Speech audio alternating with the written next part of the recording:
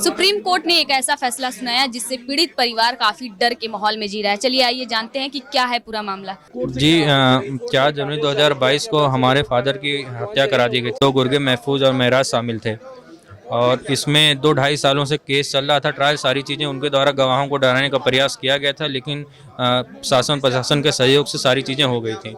पिछले कुछ महीनों पहले इनके द्वारा सुप्रीम कोर्ट से एक आदेश करा लिया गया जिसमें इनके ऊपर कोई फ्रेश एफआईआर नहीं हो सकती है, जिससे कहीं ना कहीं लोकल जो प्रशासन है और पुलिस प्रशासन है वो उसके हाथ बंध गए हैं और हम लोगों को, हमारे परिवार को उनके द्वारा, उनके समर्थकों के द्वारा धमकियां दी जा रही हैं, जिसमें जब भी पुलिस और लोकल प्रशासन को अवगत कराया जाता है तो उनके द्वारा यही जवाब होता है कि हमारे हाथ बंधे हुए हैं, उनके द्वारा सुप्रीम कोर्ट का आदेश है। तो हमारी मुख्यमंत्री जी से और सुप्रीम कोर्ट से यही अपील है कि हमें सहयोग करें। कोर्ट ने क्या फैसला सुनाया? सुप्रीम कोर्ट ने यह फैसला सुनाया है कि कोई भी एफआईआर इनके ऊपर फ्रेश नहीं दर्ज हो सकती बिना सुप्रीम कोर्ट के आदेश के।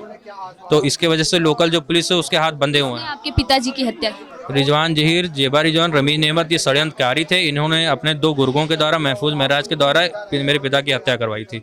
उसके सारे तथ्य, सारे प्रूफ कोर्ट में चल रहे हैं और ट्रायल हमारा आखिरी स्टेज पे है।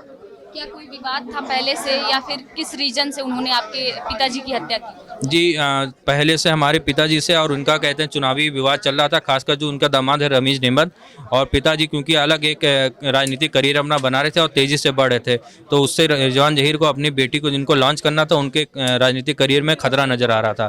तो ये सारा पहले से 6-7 महीने पहले से ही सारी चीज़ें चल रही थी।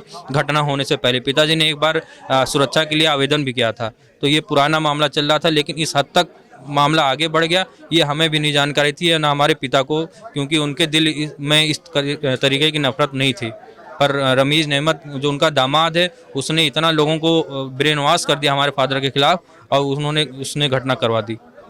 क्या नाम है आपका और सफरोज, क्या मतलब आपका क्या संबंध रहा है जिनकी हत्या हुई? वो मेरे पति थे जी। क्या है पूरा मामला बताइए। जी टिकट मांग रहे थे वो, और उनकी रिजवान जहीर की बेटी भी टिकट मांग रही थी, बस उसी वजह से हत्या कर दी गई। क्या लग रहा है कि यूपी सरकार जो है वो आपकी मदद करेगी? कुछ उम्मीद है? हाँ उम्मीद है मदद करेगी। हम उनसे अपील करते हैं कि हमारी मदद करें। जो हत्यारे हैं वो कहा जा रहा है कि समाजवादी पार्टी से भी उनका कुछ नाता है। हाँ, समाजवादी पार्टी ज्वाइन किए हैं वो लोग।